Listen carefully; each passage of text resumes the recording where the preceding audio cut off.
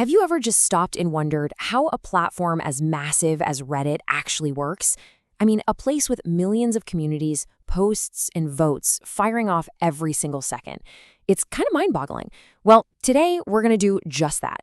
We're going to architect it right from the ground up. So let's set the scene. Imagine you're in one of those high-stakes system design interviews. The interviewer looks at you and says, all right, you've got 45 minutes, build Reddit. Where do you even start? That's the exact challenge we're taking on right now. And let's be clear, the pressure is on. We're not just building a little side project forum here. We're designing for about 100 million people using this thing every single day. The scale is just astronomical, and every single decision we make has to account for that fact. Now, you can't just dive into a problem this big. You need a plan. So here's our roadmap. First, we'll wrap our heads around the scale of the challenge. Then we'll draw the blueprint, build out the core engine, and solve the really tricky puzzles, the feed and the voting system.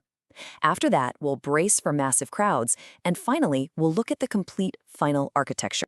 Okay, first things first, we have to draw the blueprint. You know, just like building a skyscraper, you don't start by pouring concrete. You start with a really detailed plan to make sure the foundation is absolutely rock solid. Any good senior engineer is going to start here. First, you clarify the problem. Ask a ton of questions. Then you define the core requirements. What does this thing absolutely have to do? And only then, after all that, do you even start to sketch out a high-level architecture. It's all about planning before you build anything. So, what does our system need to do? Well, the basics, right? Users have to be able to create and read posts and comments. They need to upvote and downvote stuff. Everything needs to be organized into subreddits, and the system has to generate two kinds of feeds, the main home feed and individual subreddit feeds. But here's the kicker. Eventual consistency is acceptable. That's a super important concept. It means we don't need a vote count to be perfectly instantly in sync for every user on the planet. As long as it gets there, eventually, we're good. And that little trade-off buys us a massive amount of performance. Now, this slide is interesting because it's not about what the system does, but how well it does it. It needs high availability. We can't have Reddit is down pages all the time. Reads, just loading a page, have to be lightning fast. That's low latency. Of course, it has to scale to millions of users, and it needs to be fault tolerant, which means if one part of the system breaks, the whole thing doesn't come crashing down. All right, our blueprint is ready. It is time to start building the core engine. And this begins with probably the most fundamental decision of all. How are we going to store and manage all of this data? At its heart, all of Reddit's data can be simplified down into a few key pieces. You've got your users with their karma, you've got subreddits, you have posts, which belong to a subreddit and have a score, and you have comments, which are linked to a post. See how it all connects? A comment knows its post, a post knows its subreddit. It's all relational.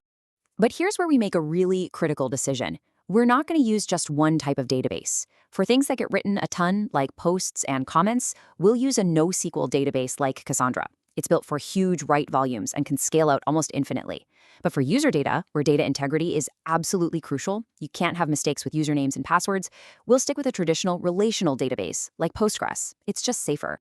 So to get that lightning-fast reading speed we talked about, we need a secret weapon, caching. This means we use a super fast in-memory database like Redis to hold a copy of data that's accessed all the time. Think about the posts on the front page or your own personal feed.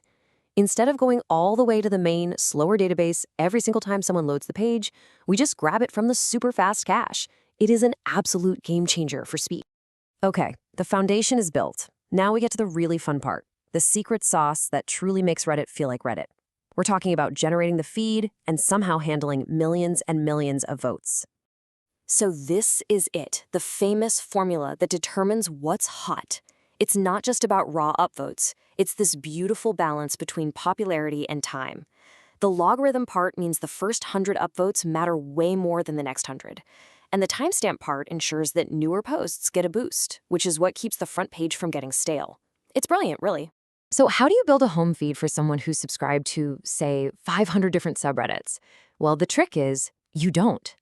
Trying to push every new post to every single subscriber's feed in real time would be impossible. Instead, we use something called a hybrid fanout. When you open your homepage, the system quickly grabs the top posts from each of your subreddits lists and then merges them all together for you right on the spot. It's way, way more efficient. And that brings us to the second massive puzzle. When a post goes viral, you can get millions of votes pouring in. If every single one of those votes tried to write to our main database all at once, the whole system would just grind to a halt. So how on earth do you handle that? We cheat, but, in a really smart way. When you upvote something, the system doesn't immediately write it to the main database. No way. First, it instantly updates the score in that super fast Redis cache, so you see the number go up right away. Then it just drops the vote into a message queue, like Kafka. Sometime later, a background worker comes along, pulls a whole bunch of votes from that queue, and updates the permanent database in one big batch. The user gets instant feedback, and the database is completely protected from the storm. So the core logic is all there. But now we have to make sure our system can actually withstand the insane pressure of millions of people using it all at the same time. We need to brace for the crowds. This slide really sums up our whole strategy nicely. What do we do when a subreddit suddenly gets hot and goes viral? Aggressive caching. What about those massive vote storms? That's what Redis and our async batching is for. To keep feeds from feeling slow, we pre-rank them and stick them in the cache. And how do we relieve all that pressure on the database? We lean heavily on that idea of eventual consistency.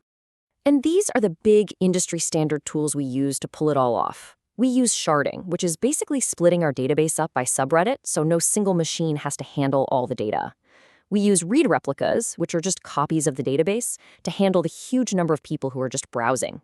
A CDN, or content delivery network, stores images and videos on servers that are physically closer to you, so they load faster. And asynchronous processing is that secret weapon we use to handle heavy tasks without making the user wait around.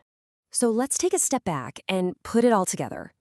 We've gone from a totally blank slate to a pretty comprehensive architecture, a machine that is purpose-built to handle the incredible, chaotic scale of Reddit. If you take away only one thing, let it be this. Our entire design is built on one core philosophy. Reddit is a read-heavy system. Far more people are reading content than writing it. So we optimize for reads.